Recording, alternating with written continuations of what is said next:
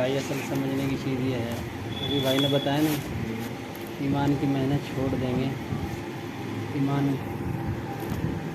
कम होगा, घटेगा। ईमान की मेहनत करेगा आदमी तो ईमान बढ़ेगा, तरक्की करेगा। समझने की चीज़ ये है कि ईमान की मेहनत क्या है, ये भी तो समझना पड़ेगा ना, ईमान की मेहनत क्या है।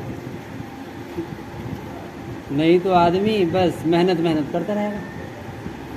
ईमान की मेहनत ये है कि जिस्म पर आने वाले जितने हाल अल्लाह भेजते हैं, जिस्मों पर अल्लाह ताला हाल भेजते हैं, बंदे की ज़रूरतें जिनको कहते हैं वो भेजते हैं अल्लाह ताला हर बंदे पर। अब उस जिस्म पर आने वाली ज़रूरत में ये हुज़ूर अकरम सल्लल्लाहु अलैहि वसल्लम के अमल की तरफ आकर उस अमल से उस हाजत को पूरी कराए, ये है मेहनत। अगर वो आता रहेगा अमल से अपनी हाजत को पूरा कराने की तरफ, तो अल्लाह ताला इसकी हाजत को अमल से पूरी करते रहेंगे, इसका ईमान तरक्की करता रहेगा। अगर मैंने छोड़ देंगे तो ईमान घट जाएगा। क्या मतलब कि हाजत के आने पर अमल को छोड़कर सबब में चला गया, और सबब से भी अल्लाह ही बनावेंगे, वहाँ से भी बना रहे अल्लाह पाक, ऐसे थोड़ी ना सबब से नहीं बना रहे। अल्लाह ताला बुतों से भी बना रहे काम, जिसका यकीन बुत पर है बुत से उसके काम बन रहे, जिसका यकीन दवाई से है दवाई से उसकी बीमारी ठीक कर रहे अल्लाह पाक, जिसका अमल से है यकीन उसका अमल से कर रहे। हाजत में अगर सबब की तरफ चले गए और सबब मर गए और सबब से अपना काम बनाए और सबब से काम बन गया, अब यकीन घट जाएगा। ये है वो मेहनत असल में। हम ये तो कहते हैं कि भाई मेहनत छोड़ देंगे, मेहनत करेंगे तो ईमान बढ़ेगा, मेहनत छोड़ देंगे ईमान, भाई मेहनत है क्या? दावत देने से जहन बनेगा, दावत देने से जहन बनेगा ईमान सीखने का। दावत की मेहनत ईमान सीखने की तरफ आदमी मुंतकिल हो जावे, उसके लिए दावत की मेहनत है। नहीं तो दावत से ईमान नहीं बनता, ईमान नहीं बनता है, ईमान यकीन पैदा नहीं होता, दावत से जहन बनता है। अब मोटी सी मिसाल देकर सोच लो, एक आदमी को एक घर बनाना है, भाई एक कमरा बनाना 10 बाई 10 का, उसमें 2000 ईंटें लगेंगी, 10 बोरी सीमेंट की लगेंगी, 50 क्विंटल रेता लगेगा, 2 टैंक पानी के लगेंगे, एक मिस्त्री एक मजदूर। तो अब वो इसको बोलता रहे बस, तो भाई देखो एक कमरा बनाना है, 2000 ईंटें लगेंगी, 10 बोरी सीमेंट की लगेंगी, 50 क्विंटल उसमें रेत लगेगा, 2 टैंकर पानी के लगेंगे, मजदूर चाहिएगा एक और, यो मिला तो इसको भी वही बताया, यो मिला तो इसको भी वही बताया, वो मिला तो उसको भी वही बताया, सुबह से शाम तक जो मिल रहा उसी की दावत दे रहा सबको। बन जाएगा घर बन जाएगा जी। जहन में आ जाएगी बात इसके, हाँ भाई देखो ये चीज़ें लानी हैं मुझे, ये चीज़ें ला के अब शुरू कराना है, अब घर बनना शुरू हो जाएगा, घर बन जाएगा। खाली ज़बान पर उसके अल्फाज हों, ईमान थोड़ी बन जाएगा। मेहनत ये है ईमान बनाने की। मौलाना यूसुफ रहमतुल्लाह अलैह फरमाते थे कि अगर जब तुम यूँ कहते हो मेरा रब अल्लाह है, तो ये तुम्हारे सिर्फ ज़बान के बोल हैं, दिल की हकीकत ये नहीं है। अगर ये दिल की हकीकत है फिर तुम्हारा अल्लाह से लेने का रास्ता नमाज होना चाहिए। अब आदमी चेक करे अपने आप को, देखो ये मुजाकरे और ये बयान और ये अगर हमने अपने आप को मेहनत पे नहीं डाला तो इससे हत्ते कुछ नहीं लगेगा, हत्ते कुछ नहीं लगेगा। एक ज़माना हो गया हमें दावत देते देते लगा कुछ हत्ते, सुनते सुनते लगा कुछ हत्ते, क्योंकि हमने अपने आप को मेहनत पे नहीं डाला। मेहनत ये है कि जब हाल अल्लाह ताला कोई ज़रूरत डाले, ज़रूरत डालते अल्लाह, इसी से तो पहचानना पड़ेगा अल्लाह पाक को, अल्लाह की पहचान इसी से होगी बंदे को। क्या मेरे जिस्म पर कौन हाल डाल रहा, बीमारी डाल रहा, भूख डाल रहा, परेशानी डाल रहा, खौफ डाल रहा, ज़रूरतें डाल रहा, कौन ला रहा है ज़रूरतें? दिमाग लगावे आदमी, अल्लाह के अलावा तो कोई डाल नहीं सकता। बीमारी ले आवेगा कोई अल्लाह के अलावा?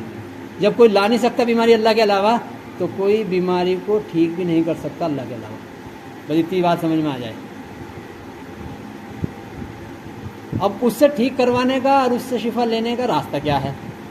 خوف اللہ کے علاوہ کوئی ڈال نہیں سکتا، خوف ہٹا بھی نہیں سکتا کوئی، بھوک اللہ کے علاوہ کوئی ڈال نہیں سکتا، یہ تو دھوکہ ہے آدمی کا جہاں سے اصل میں یقین جڑا ہوا ہوتا ہے، پھر اللہ تعالیٰ اس کی وہیں سے حاجت پوری کر کے دکھلا دے۔ ڈاکٹر دوائی دے گا، لے بھائی بھوک نہیں لگتی، دوا کھا لے۔ اب وہ اللہ تعالیٰ نے اس کے امتحان کے لیے دوائی کھاتے ہی سے بھوک لگا دی، امتحان ہے یہ۔ اگر اس کی زبان سے یہ نکلا کہ ہاں بھائی زبردست دوائی دی بھائی، اب کیسی بھوک لگی، تو بس اندر شرک ہے، ایمان نہیں ہے، ایمان نہیں ہے۔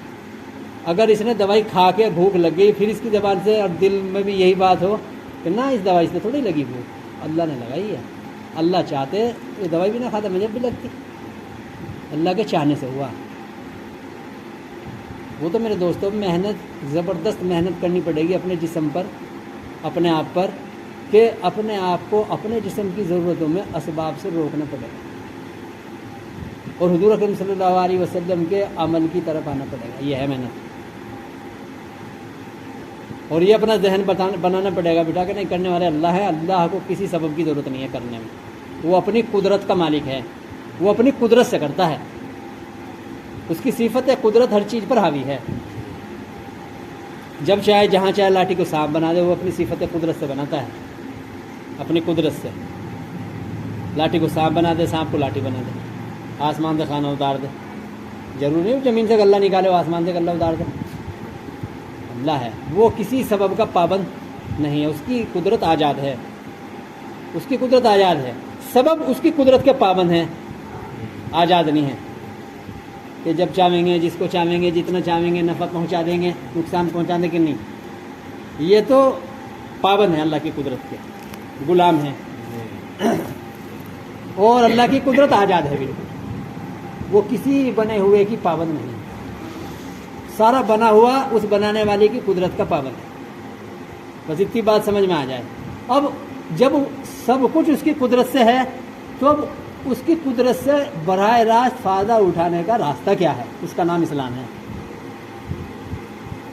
اس کی قدرت سے براہ راست فائدہ اٹھانے کا نام اسلام ہے، اور اس میں سب سے پہلی چیز نماز ہے۔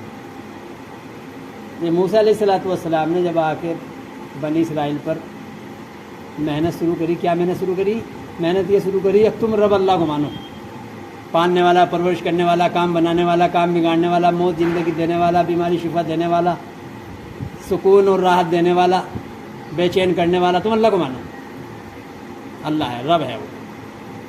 بنی اسرائیل کہنے لگا ہم تو رب اللہ ہی کو مانتے ہیں، یہ جواب دے جو ہمارا جواب ہے، کیونکہ وہ بھی مسلمان تھے، کلمہ پڑھتے تھے، وہ بھی لا الہ الا اللہ موسیٰ کلیم اللہ، اور کتاب سارا کچھ پورا دین تھا ان کے پاس میں بھی جو ہمارے پاس ہے۔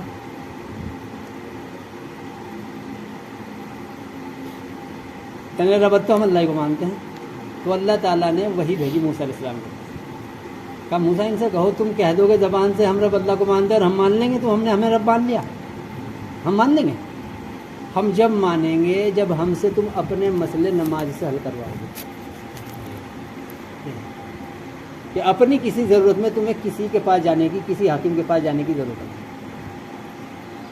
نماز کا عمل کرو، ہم سے کہو، جب ہم سے کروا لو گے نماز سے پھر مانیں گے ہم، ہاں تم نے ہمیں رب مان لیا، ہم سے کراؤ، ہم سے کرانے کا راستہ نماز ہے۔ میرے دوست بزرگ عزیزو، اب ہمارے ذہن میں بات یہ بیٹھی ہو کہ نماز سے کیسے حاجت پوری ہو جائے گی، نماز سے کیسے حاجت پوری ہو جائے گی؟ یوں کہنا ہی کفر ہے، یوں کہنا کفر ہے کہ نماز سے کیسے حاجت پوری ہو جائے گی، نماز سے کیسے روٹی مل جائے گی، نماز سے کیسے شفا مل جائے گی، نماز سے کیسے راحت مل جائے گی، نماز سے کیسے حفاظت ہو جائے گی، یوں کہنا زبان سے کفر ہے، اور زبان سے نہیں کہہ رہا، دل میں یہی ہے، اس کا نام نفاق ہے، اس کا نام نفاق ہے۔ زبان سے تو کہہ نہیں رہا، زبان سے تو کہہ رہا اللہ کرتے ہیں، اللہ ہاں بھائی رب اللہ ہی ہے، لیکن دل میں یہ کیسے ہو جائے گا؟ خالی نماز سے، نماز سے روٹی مل جائے گی، نماز سے شفا مل جائے گی، نماز سے مکان بن جائے گا، نماز سے کپڑے مل جائیں گے۔ اگر دل میں ہے یہ بات، زبان پہ ہے نہیں، دل میں ہے، تو پھر یہ نفاق ہے۔ زبان سے اس لیے کہتا ہوا ڈرتا ہے کہ فتویٰ لگ جائے گا، اور دل میں یہی ہے. ہر آدمی اپنے آپ کو چیک کرے, ساری محنت اپنے اوپر ہے. دعوت کی محنت یہ دوسروں کے لیے نہیں ہے. یہ دھوکہ ہے, لوگوں نے لگا دیا ہمیں اس پر کہ اب تم تو سب کی ذمہ داری ہے. ہم پہ کس کی ذمہ داری جب تک ہم خود نہ بن جائیں؟ ہم پہ کسی کی ذمہ داری نہیں. صحابہ رضی ہماری تو کیا ہے حیثیت ہے, صحابہ اکرام رضوان اللہ تعالی عنہم جو اس امت کی سب سے مقدس جماعت ہے. اللہ کے نبی صلی اللہ علیہ وسلم نے جب تک ان پر کوئی ذمہ داری نہیں ڈالی جب تک انہوں نے اپنے رب کو پہچان نہیں دیا. بلکہ آپ تو یہ فرماتے تھے جب کوئی کلمے کی گواہی دے کے اسلام میں داخل ہوتا تھا چھپکے سے اپنے قبیلے میں چلے جاؤ. 3 سال تک تو اللہ کے نبی نے یہ بھی نہیں بتایا کسی کو میں نے کس سے ملاقات کری, کون اسلام میں داخل ہوا, چھپ کے. اسی کو حضرت مولانا یوسف صاحب اللہ علیہ فرماتے تھے پہلے چھپ کے تم اپنے مسئلے نماز سے حل کر لو. اپنے اس میں اور کوئی داخل نہیں ہے, اپنے گھر والے بھی داخل نہیں ہیں. گھر والوں کے لیے جو جہاں سے جو کچھ کر رہے وہ کرتے رہو. ہاں انہیں ترغیب دیتے رب اللہ ہے, پالنے والا اللہ ہے. دیکھو میں مر جاؤں گا تو تمہاری روٹی بند ہو جائے گی.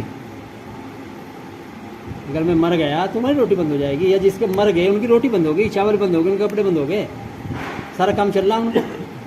اور یہ اللہ تعالیٰ نے ایک آدمی کو دنیا میں پیدا کر کے اس کو دنیا میں سب سے زیادہ دولت دے کے ثابت کیا ہے. لیکن اللہ ہمیں معاف فرماوے, ہمارے ذہن منتقل ہی نہیں ہوتے گئے. اللہ تعالیٰ نے اسرائیل علیہ السلام سے پوچھا تمہیں دنیا میں کسی پہ ترس آیا روح نکالتے ہوئے؟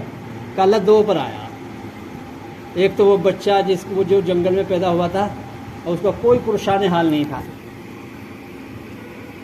اس کی ماں تھی وہ بچہ پیدا ہوا تھا اور آپ نے کہا اس کی ماں کی روح نکال کے لے آؤ. اب مجھے جب آیا تھا اس بچے کا کیا ہوگا. اور ایک نمبر اس پہ شداد پہ جب اس نے جنت بنائی اور جنت میں ساری نعمتیں لگائی, اور جب وہ اس میں جانے لگا اسے دیکھنے کے لیے, اسے استعمال کرنے کے لیے, آپ اس کا ایک پیر اندر تھا ایک پیر باہر تھا, تو آپ نے کہا اس کی روح نکال دو. تو مجھے اس پہ ترس آیا کہ بتاؤ اتنی محنت سے اتنی دولت لگا کے اتنے سب کچھ بنایا اور یہ اسے دیکھ بھی نہیں پایا.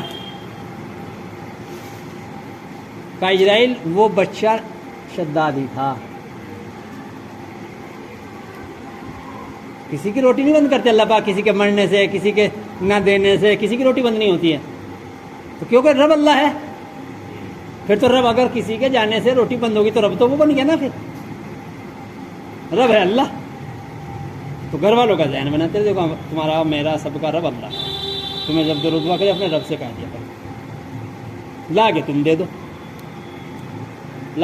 دو, انہیں رب کی طرف متوجہ کر دو. لیکن پہلے اپنے مسئلے سارے برداشت کرنا پڑے گا, اپنی ذات پہ اپنی جان کو جھونکنا پڑے گا اپنے رب پر, بس ایمان بن جائے گا. ہم اپنی جان کو بچاتے ہیں, ہاں کیوں؟ ہم نے دعوت سمجھی دوسروں کے لیے. بھائی انہیں سمجھانا ہے. یہ دماغوں میں یہ سور بیٹھا ہوا ہے ہمارے, کہ انہیں سمجھانا ہے. یہ سور ہے دماغ میں, خود سمجھا نہیں ہے, خود کے دماغ میں سور بٹھا لیا کہ انہیں سمجھانا ہے. بس دائی کی دعوت دینے والے کی ترقی وہیں ختم ہو جاتی ہے اس کی دعوت سے, جہاں اس کے ذہن میں یہ بات آ گئی کہ انہیں سمجھانا ہے, ترقی ختم. اور اگر ذہن میں دل و دماغ میں یہ چھایا ہوا کہ مجھے سمجھنا ہے, یہ سمجھے نہ سمجھے مجھ سے کیا مطلب ہے؟ اللہ ان کا رب ہے, یہ رب اپنے رب کے بندے ہیں, میرے سے کیا مطلب؟ میرے سے تھوڑی نہ پوچھو گی ان کے بارے میں, میرے بارے میں پوچھو گی قبر میں جا کے, میرے سے کسی کے بارے میں پوچھنی ہوگی. سب پر ذمہ داری نہیں ہوتی ہے. آج اس پر لگا دی ساری امت کو, سب پر سب کی ذمہ داری ہے. ارے سب کی نہیں ہوتی ذمہ داری. ذمہ داری والے کام جو ہوتے ہیں وہ چند لوگوں پر ہوتے ہیں, سب پر نہیں ہوتے. حضور اکرم صلی اللہ علیہ وسلم نے 14.5 سال تک کسی صحابی کو نہیں کہا جاؤ تم پہ ذمہ داری ہے دعوت دو. بس کلمہ سیکھ لو, اپنا یقین بنا لو, اپنے رب سے جڑ جاؤ, اپنے رب سے اپنا معاملہ کر لو ٹھیک, اس کا دھیان اندر پیدا کر لو, دل میں یہ بٹھا لو, اس کے علاوہ کچھ ہو ہی نہیں سکتا ہے, پتہ نہیں ہل سکتا ہے اس کے علاوہ. ویسی پر یہ اتنی آسان بات تھوڑی, یہ سب کی سمجھ میں آ جائے گی.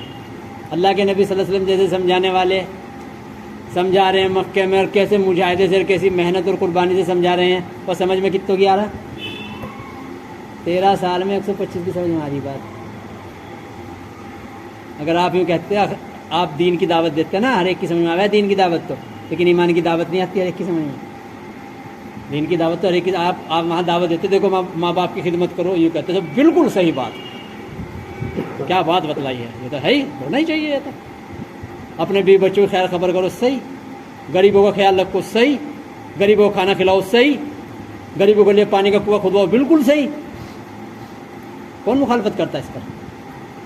جب آپ نے یوں کہا ہے جو تم لیے بیٹھے ہو نا نقشے، ان سے نہیں کچھ بھی ہوتا ہے، ان سے تمہاری پرورش نہیں جڑ رہی، ان سے نہیں، اور اللہ کر رہے تمہاری پرورش اپنی قدرت سے کر رہے براہ راست۔ یہ ہے وہ بات جس پر مخالفت ہوتی تھی نبیوں کی۔ اچھا سب کام تمہارا ان سے بن رہا ہے، وغیرہ ان سے کچھ ہوتا نہیں۔